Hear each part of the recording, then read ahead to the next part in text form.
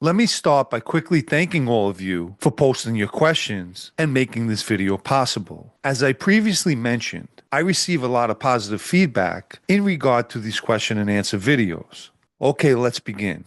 Can you refuse to be taken off the shelf? I honestly don't know the answer, but it's not like refusing to be inducted, which you can do. When you're put on the shelf, you're a member. So if the decision is made to take you off the shelf, you're still a member, which makes it a lot more difficult to refuse. What do you think the Bonanno family could have done to avoid the Joe Pistone disaster?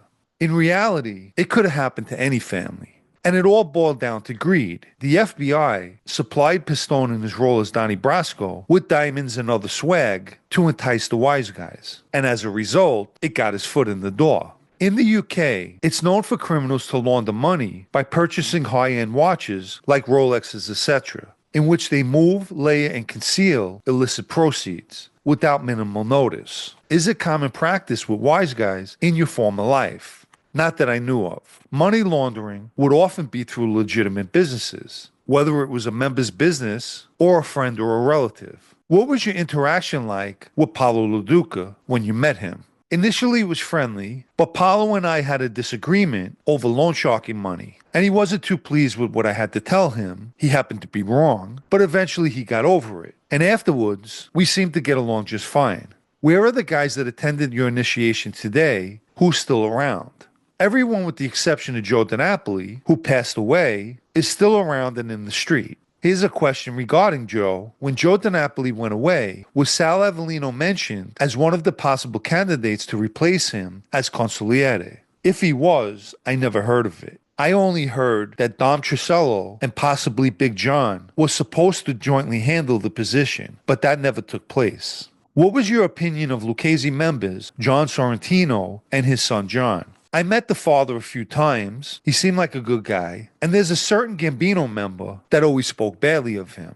And the son, who was present at my induction ceremony, was in my opinion a nice guy, although he jerked me around on a potential development project. Why would such a low-profile and cautious boss like Joe Messino want to rename the Bonanno family after himself? If Messino believed that Joe Bonanno had violated omerta by writing his book, why didn't he rename the family in honor of his mentor and predecessor, Philip Rastelli? The short answer is ego. Joe Messino, the more I learned about him, was a demented individual, and the cause and motivating factor for numerous Bonanno members to be killed, all to his advantage. So it's to no surprise that he attempted to rename the family after himself. And why didn't he name the family after Rastelli? Because Rastelli's last name wasn't Messino.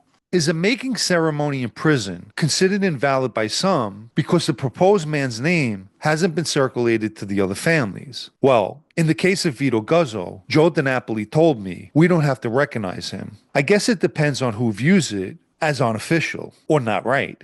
Are there members who primarily or exclusively work with people outside their family, or is it tolerated, or is the expectation that you should be working with your own? Again, it all depends on what business a guy has going on. There's no rule that prohibits you from doing business with members of other families, nor is there an expectation that you only do business with your own family. Trust me, if there's money involved, you could do business with anyone. If a guy gets poached, is he kind of in the doghouse with the family that lost him? Or is it considered bad form from the administration that poached him? I guess a family wouldn't be too happy with the person who was poached. Obviously, he was hanging around with another family. And they definitely wouldn't be happy with the opposing family. If a captain goes to prison, does he still get a cut of the money his crew is making? That depends on who it is, also how much time the guy's doing. Naturally, there'll be an acting captain or possibly an official captain that takes over his crew, so there's a lot of factors that take place. Did Anthony Guzzo ever identify the associates that he would service on behalf of Vito? I only met one kid named Chris, who was away with Vito. And other than him, if Anthony mentioned any of their names, I forgot who they were. With Vito Guzzo out of jail, will the administration make it where he's given an opportunity to earn, or does he have to take back the rackets he had before he went to prison? Basically, Vito will have to find his own way. And I'm not sure if he's on paper, federal probation, but if he is, then he needs to lay low for a while. As far as anything he had going before he went to prison, times have changed, and he'll have to see that for himself. What, if any, repercussions would a made guy in today's mob face if he came out of prison after doing significant time and decided to go straight and sever his ties with his crime family? It's not a practice of the mob to just let members walk away. As far as the repercussions in present day, I'm not sure. A member cannot sever his ties without some sort of a problem. It's just the way it is. Here's another Vito Guzzo question. What does a guy like Vito Guzzo do once he's back out on the streets? I understand that he's a capable guy, but we're trying to integrate in today's day and age and the lack of action on the street nowadays. What does a guy like that have to offer the life? What is expected of him? What most people don't get is Vito's just another guy. He's capable, but then again, every member should be as well, although that's not the case. He was an earner, so that benefits the family. As far as expectations, Vito's expected to do what he's told to do, whatever that may be. Would it be possible that a guy gets home after a long stretch, he'd be allowed to live a regular 9 to 5, or would he be expected to pick up where he left off before he went away? I guess this is a similar question.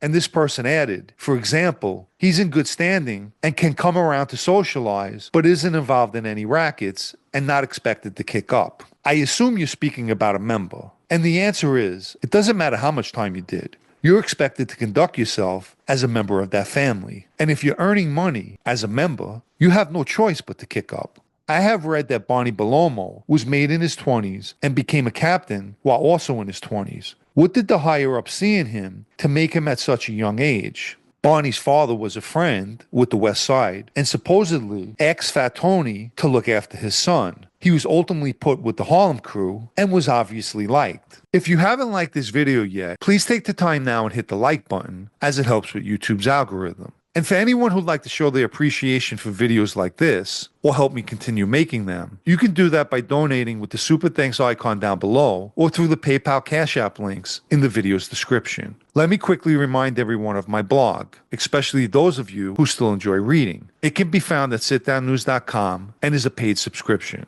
And for the final question, did any of your former crew members or other friends in life try to take you back before you went to Georgia? If no, in your opinion, would they have faced any serious repercussions if they went to the administration on your behalf? Here's what most people don't get. When a wire or label is placed on you, whether true or not, the majority of the people will go on the side of caution, which is understandable. Could guys have stepped up? Yes. But in that life, I learned one thing. Even when it came to people I considered friends, it's much easier to go against one than many. And as unfortunate as that is, that's reality.